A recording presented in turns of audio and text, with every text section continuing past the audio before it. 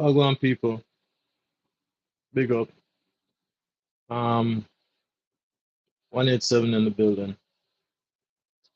This is a topic that I just wanted to touch on just briefly. One of my not my first video, but I'm getting there. I'm trying to get pop my internet cherry and do this thing.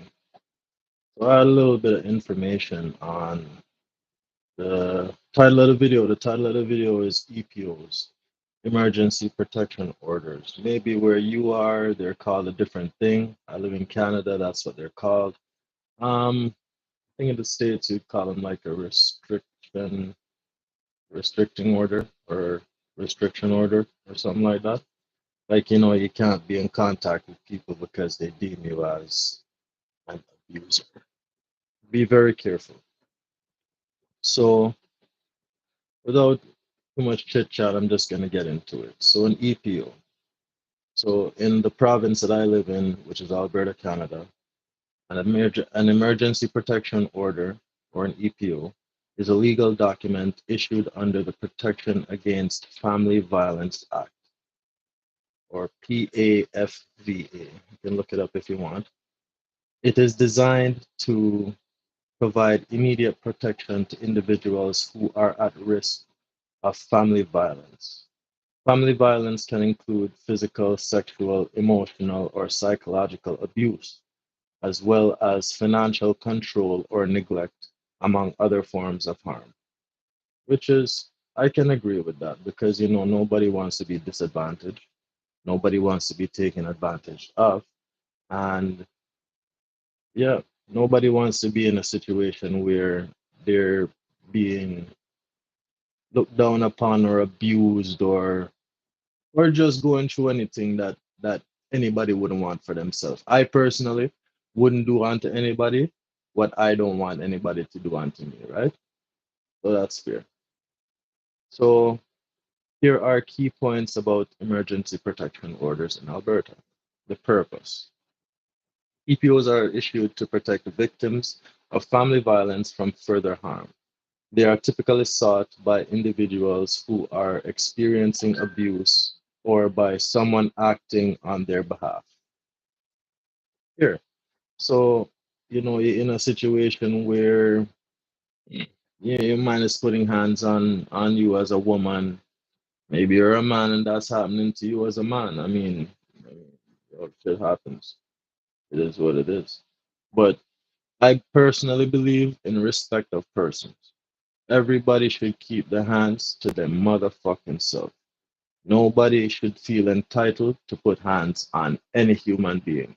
Regardless of how you feel about the situation or that person, you keep your hands to your fucking self, right? Number two, who can apply? Both adults and children can apply for an EPO. Additionally, a police officer can apply on behalf of a victim in certain circumstances where immediate protection is necessary. So, like if the officer come to the place and he seen that this woman got two eyes and both them black, and her lips is a little bit fatter than they should be and stuff like that, then most definitely that is within the officer's discretion to do so. Absolutely, I agree with that 100%. How to apply? Applicants for an EPO can be made Applications for an EPO any provincial can be made at any provincial court of Alberta or at a family or youth court. Victims can also contact the police who can assist in obtaining an EPO. Here, anybody can get it if you need it. Let's go to your courts. Information is there. Let me see. Conditions of an EPO. Here, an EPO may include various conditions to protect the victim, such as requiring the abuser to stay away from the victim's home, workplace, or school. It may also address issues such as child custody and access agreements. It's fair. You know, you guys have your mess. Don't necessarily want to make it go to the kids. Hopefully, both parties can come to that, conclusion that whatever the two of you have don't necessarily involve the child. So, yeah,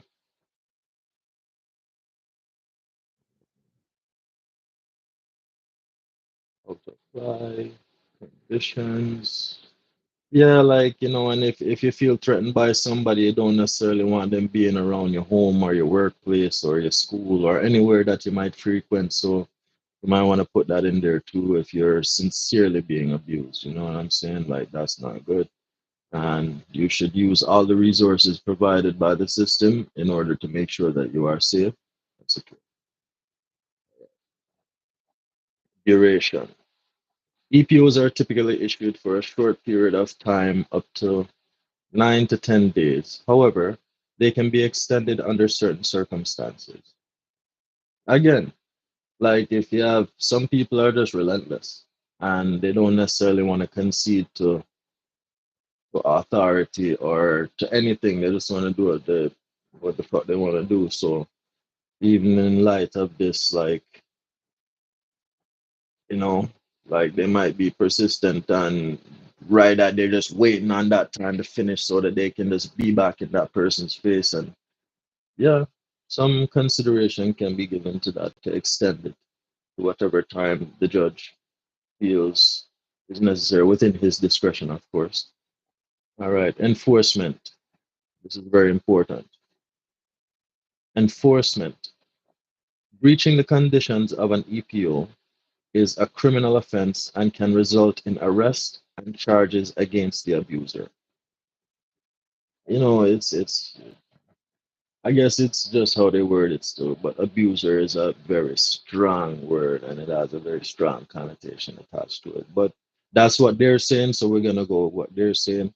So breaching the conditions of an EPO is a criminal offense and can result in arrest and charges against the abuser. So if this thing is in place, and again, I say like some people are relentless, they're persistent, they wanna, they don't give a fuck about nothing. They just wanna, they fuck this person up, or that's stupid. And if you have one of these against you, you should absolutely respect it and obey what's going on. Support services.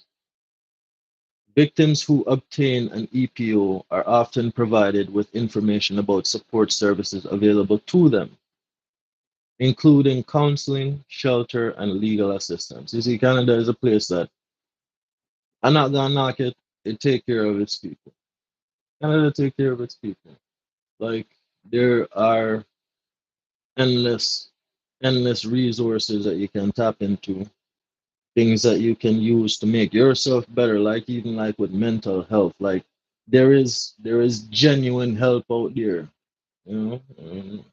Sometimes the people not so genuine, but at least the government put in place infrastructure to take care of all of the mishaps that you might have in society. Legal representation. While victims can apply for an EPO without a lawyer, they may choose to seek legal representation to ensure their rights are protected throughout the process, which is fair again.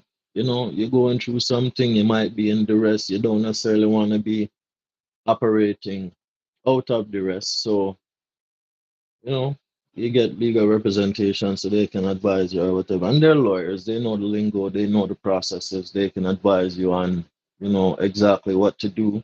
Sometimes, in my opinion, it is best to do your due diligence and kind of know the ball game that you're playing and not necessarily go off of just legal advice because they cannot make a decision for you. They can only present you with information.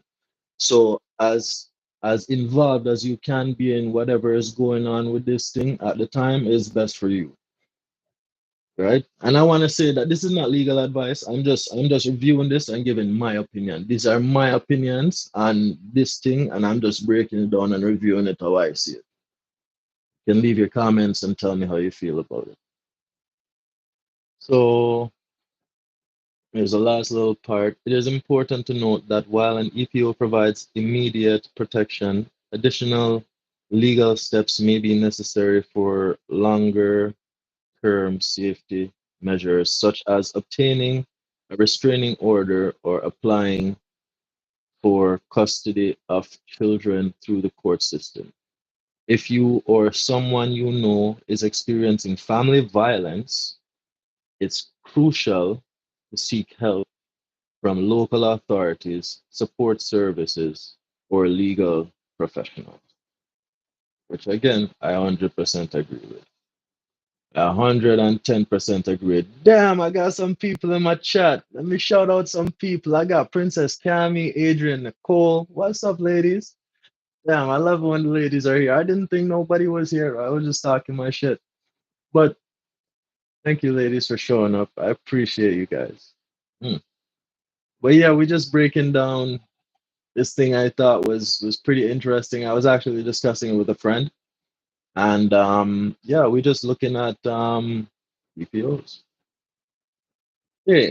So now that we've looked at the EPO and what it entails, like just a quick summary of it, I want to break down now, like because this is there to protect the person that is, let's use the words allege, right? You allege that somebody is a quote unquote abuser, and you want to you want to put out an order against this person. Well, let's look at that for a second. What does that necessarily do? That is going to put this person, depending on how you choose to do it, in a somewhat in a quote unquote spotlight, right? People are going to be looking at this person as this type of thing, not necessarily because there were any findings. And when I say findings, I'm referring to like if you're in court and they're investigating something, findings is like evidence, right? Like you have somebody hit you, you have a mark, you have a picture of it, you do your due diligence to get your evidence so you can plead your case. You're not just blurting out like just allegations and then people have to say, okay, we're gonna believe you, regardless of whoever it is. People do shit. So we've looked at all of that. I want to dive into, let's say the person who is doing that is making false allegations, right? What does that look like? If a woman or a man is telling a lie on somebody else in order to destabilize this person, because think about it, if you are living with somebody, man or woman, and you are put out of your house, right? You put out of your house and all your shit is there, because you could be at work.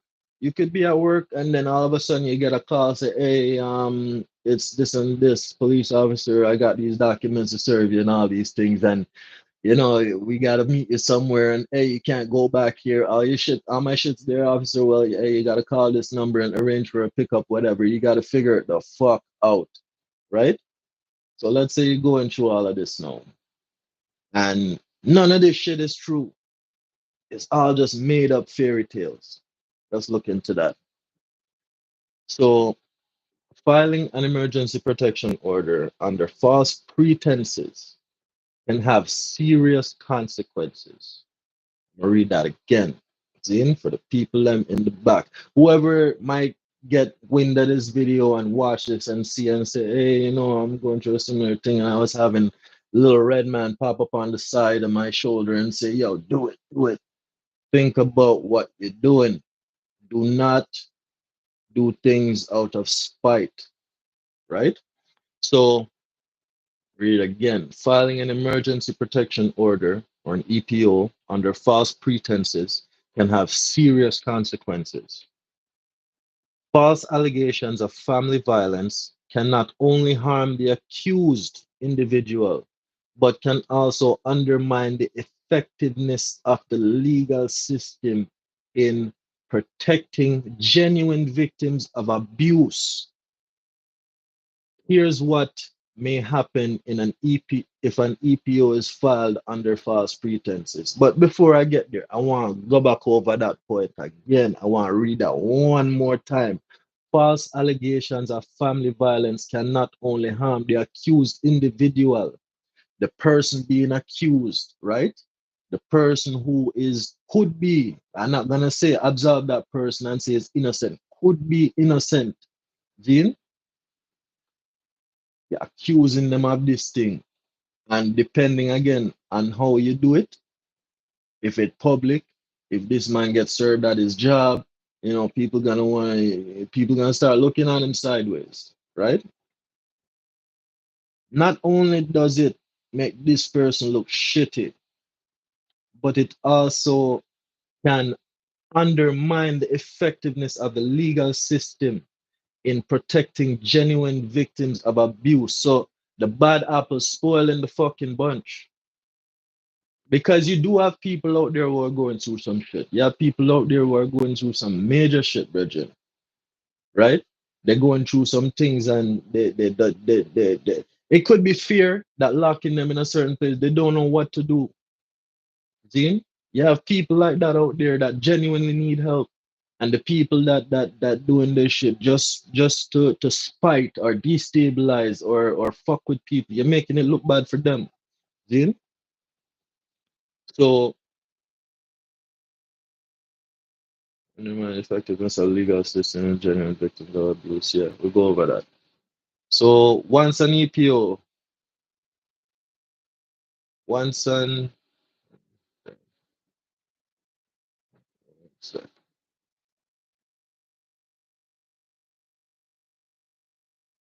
fix this. Come over. Yes, sir. Some can see the ladies them. Let's see what the ladies must say. Just listening and taking it in. I appreciate you, Adrian. You know I always appreciate you. Absolutely. The domino effect. Yes, it is. Yes, it is. Because you just need to see one person do it one time and then everybody think it's cool. And then before you know it, it becomes a thing. And then the legal system is there. They have to listen to shit with with a discerning eye. Zine, but it's not all the time like the facts being presented to them. It might be glamorized in such a way that, like fuck this other person. Let's just approve this thing. Boom, you have a stamp. Here you go. Serve him them papers. Get him out of there. Yo, people are manipulative. People have the propensity to be highly manipulative. And it is somewhat disgusting, but hey, everybody do what they want. It is what it is. So we're gonna dive into this thing now. So the investigation, right? So this is covering an EPO. Before we covered, what it is, people who need it, they get it, how they can get it, whatever. We covered that. Now we're gonna cover if you get this thing and you tell a lie, you do what they call perjury, in order to get this thing to make this person look bad, to destabilize their life. Investigation. Once an EPO is filed, authorities typically, these words too, because of how this person is being perceived, you have to pay attention to the language being used. Like typically is not on a regular basis, right? Typically is not all the time. Sometimes a decision is made based on whatever is being presented, not necessarily taking in what the other party has to say, right? So once an EPO is filed, authorities typically investigate the allegations to determine their validity. This may involve interviewing the parties involved, gathering evidence, and assessing the situation, right? Which is fair. Somebody says something, hey, this man killed this man. There has to be an investigation. You have to go, you have to get findings, you have to, gather all the evidence, and then people have to go to a court, and then people have to analyze it, and then chop it up, and then you come to a verdict, right? That is how justice works. That is how justice is supposed to work, right? But you know, you have to bear in mind too, legal and justice, two different things. All right. So so the investigation, and then we're going now to legal consequences. If it is found that the EPO was obtained under false pretenses, the individual who filed it may face legal consequences. This could include charges for making false statements or perjury, which I just said, depending on the laws of the jurisdiction. So, again, laws vary from land to land. Everywhere is different, right? Same but different. So be acquainted with the laws in your land and make sure you know what's going on so that you can defend yourself or you can apply for this in the need of you being caught up in it, right? So revocation of the EPO can be revoked. If the allegations are proven to be false, the EPO may be revoked. This means that the protection order would no longer be in effect and any conditions imposed by the order would be lifted. No, I don't 100% agree with this part because if a person is malicious enough to call the police and destabilize a person in this way with false allegations, let's say that is the scenario, right? I don't think that it should necessarily be lifted. I think it should be in place on a mutual basis. Whereas maybe not no 300 feet or maybe it's like 50 feet or it's 25 feet or we can be in the same place but we just don't talk to each other because if somebody is malicious enough to do that to you, that is probably not somebody you should be hanging around with. That is probably somebody you should just ease off from and just realize that that's not a good look. So just leave it alone. See? And again, this is not gender specific. This apply to a range of people because my 37 years of life, I'm 37 this year, I've seen a lot of things. Experienced a lot of things and seen a lot of things. Seen people go through some stuff and there's a lot of bullshit out there. It is what it is. Civil remedies. You can remedy this shit civilly. The individual falsely accused may have legal recourse to pursue civil remedies against the person who filed the false EPO. This could include seeking damages for defamation or malicious prosecution. Now, see, bear in mind, remember, you paint this person as an abuser, them is this and that, you tell all kind of lie on this person, and you know what I'm saying? If it is found that you are lying and there are absolutely no findings, and this person maybe can prove the contrary, it don't look good. And it's a sad thing. But you know, these things, these things, yeah, everybody should be giving consideration, in my opinion. Because honestly, if you do some fucked up shit, yo, it gonna fucking come out. It gonna come out some way or the other. It gonna come out. Whatever you do in darkness and feel like it's just in the dark and you're the only one that's seeing it, it gonna fucking come out to the light eventually. So yeah, for civil remedies, this could include seeking damages for defamation or malicious prosecution. So malicious prosecution, I don't know if that refers to on the court's part. Defamation probably refers to the accuser's part. I don't know. I mean, at the end of the day, it is what it is. Talk to your lawyer about that. I'm not a lawyer. This is not legal advice. I'm just reading this stuff and giving thoughts on it. So, impact on credibility. Let's see what this is saying. Filing a false E.P.O can also impact the credibility of the individual who filed it in future legal proceedings. Hmm.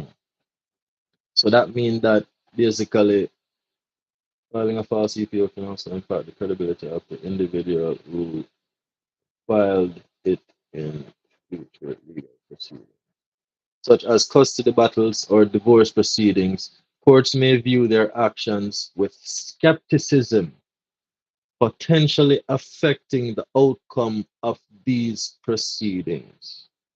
I want to read that again so I fully understand.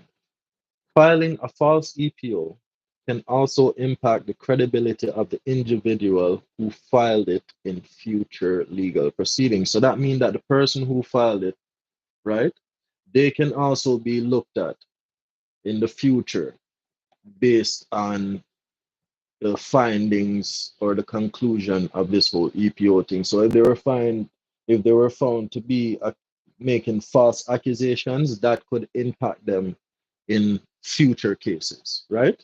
Which is fair. You know, you tell a lie upon somebody, we're gonna call you a liar. That is what normally happen. Okay, read that one more time.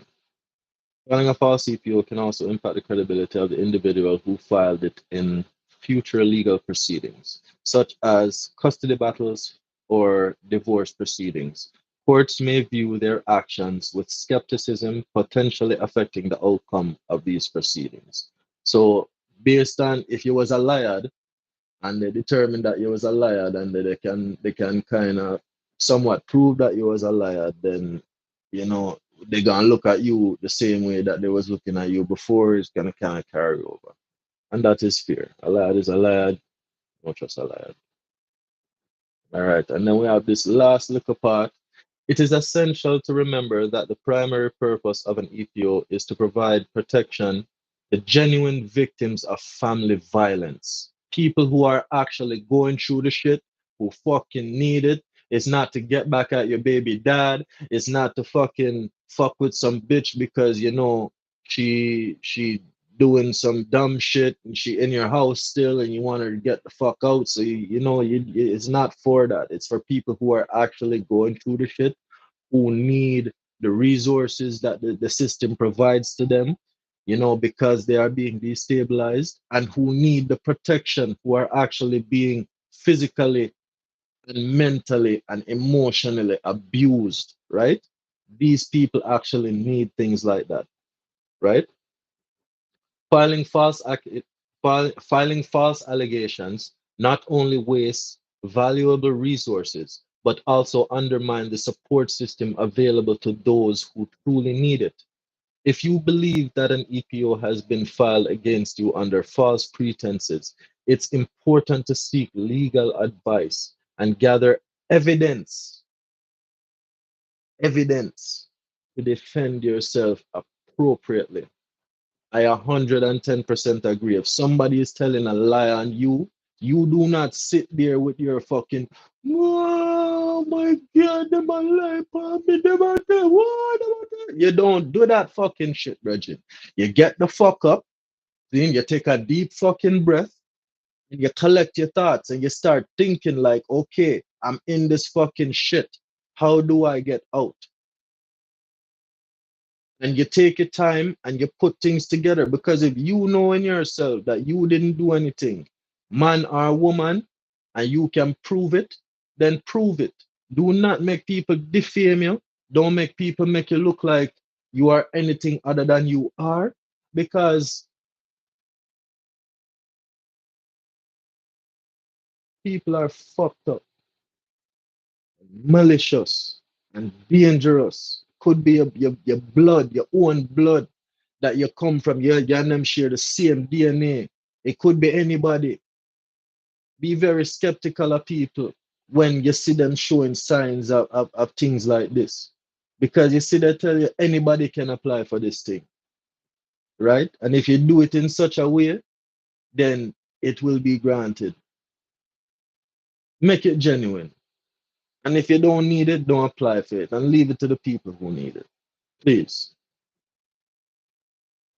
Yeah, man. But yeah, I just wanted to cover that video. I hope you guys found it,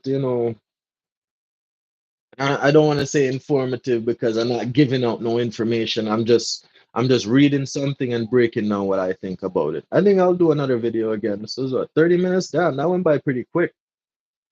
But yeah, I enjoyed that. And thank you, Adrian, Nicole, and Princess Cami, Princess Bandit.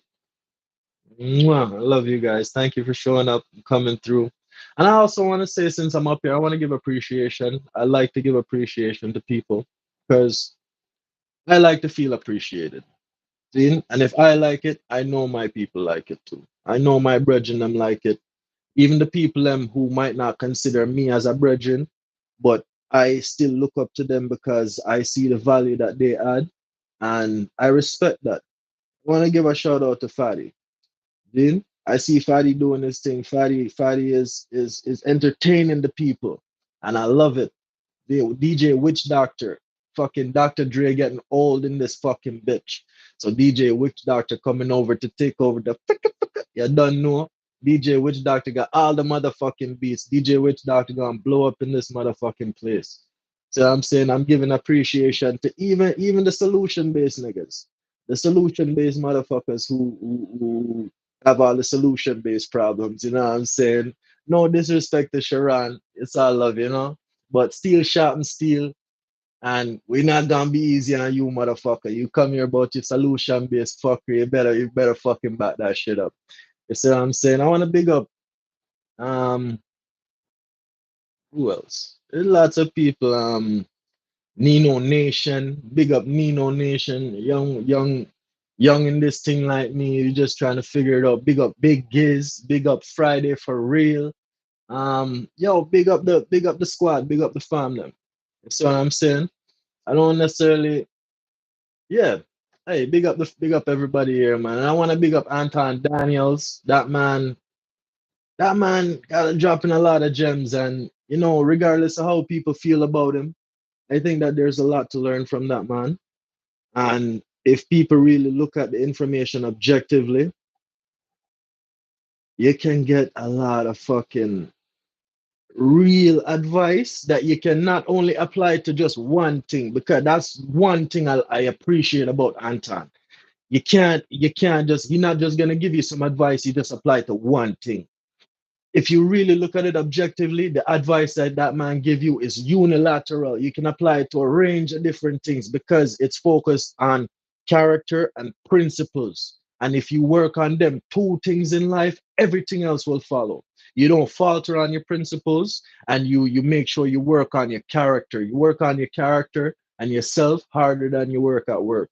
You see what I'm saying? Because when you do all of them things, yo, everything in life will come to you. You see that Bible be dropping gems, but you see, because of how they word it, y'all get fucking confused because it says, seek ye first the kingdom of heaven, and everything will be given unto you. This thing make you think about some pie in the sky, some castle in yonder, that when you die, you have to die to experience that. No, then seek ye first the kingdom of heaven. See, in everything you do, get understanding. The first thing you have to understand in life is yourself. You see, when you understand yourself, you understand your limitations, you understand your boundaries, you understand your principles, you understand that, yo, you have to look out for you first. And then, you see what I'm saying? When you understand that, everything in life will come onto you. Yeah, man. So big up to Anton, big up to all the man, and Fatty, Witch Doctor, Giz, Nina Nation, Friday for real, 187, you don't know. Peace.